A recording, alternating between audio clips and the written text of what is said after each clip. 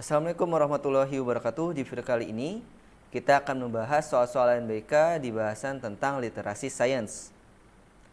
Sini kita lihat ada wacana tentang alat pemadam kebakaran. Dalam pembakaran sempurna, unsur karbon akan bereaksi dengan unsur oksigen menghasilkan karbon dioksida.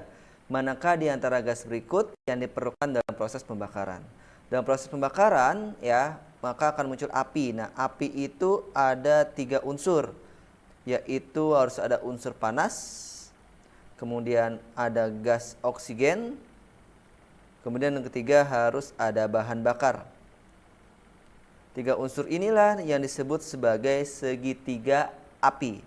Maka di sini pertanyaannya, manakah di antara gas berikut yang diperlukan dalam proses pembakaran? Yaitu gas oksigen. Gas oksigen yang mana? Ini, O2.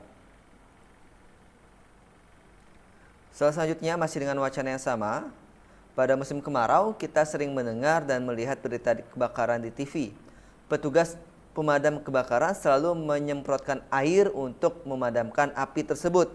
Mengapa air dapat memadamkan api? Kita kembali lagi ke 3 unsur dari api tersebut, yaitu api butuh panas, harus ada panas, kemudian harus ada gas oksigen, kemudian yang ketiga harus ada bahan bakar. Jika salah satu tidak ada, maka tidak akan terjadi api. Nah, air di sini dia itu punya dingin. Nah, dingin inilah yang akan menghilangkan salah satu unsur api, yaitu panas. Panasnya akan hilang jika diberikan air. Kenapa? Air itu sifatnya dingin, sehingga sifat panas dari api akan hilang. Nah, jika unsur panas dari api hilang, maka api akan padam.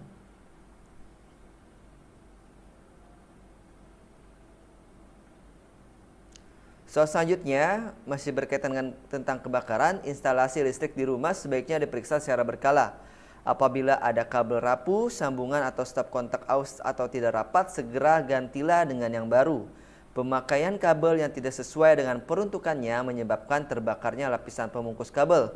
Pemasangan instalasi listrik yang kurang tepat dapat menimbulkan korsleting listrik yang akan memicu terjadinya kebakaran. Juga penumpukan steker pada salah satu stop kontak sering menimbulkan percikan api. Jika hal ini diabaikan, besar kemungkinan dapat terjadi kebakaran. Jika terjadi kebakaran seperti gambar di atas, untuk memadamkan api tersebut menggunakan tabung gas pemadam kebakaran lebih efektif daripada menggunakan air. Mengapa? Karena kita lihat di sini. Di sini bakarannya adalah ada di listrik. Ya, ada di listrik. Mengapa dengan air tidak efektif? Oke, kita lihat sifat dari air. Air itu sifatnya apa? Terhadap listrik, yaitu konduktor listrik nih. Sifat air adalah konduktor listrik.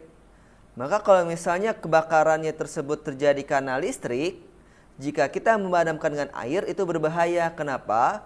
Bisa jadi listriknya itu nyamber ke air, kemudian menyambar kita sebagai yang ingin memadamkan listrik. Maka berbahaya kalau misalnya kebakaran karena korsleting listrik memadamkannya dengan api. Bahayanya adalah nanti bisa kesetrum karena air termasuk konduktor listrik. Di jawabannya adalah air dapat berperan sebagai konduktor listrik. Makanya lebih efektif menggunakan tabung gas pemadam kebakaran. Demikian materi tentang literasi sains. Kurang lebihnya mohon maaf, semoga bermanfaat. Wassalamualaikum warahmatullahi wabarakatuh.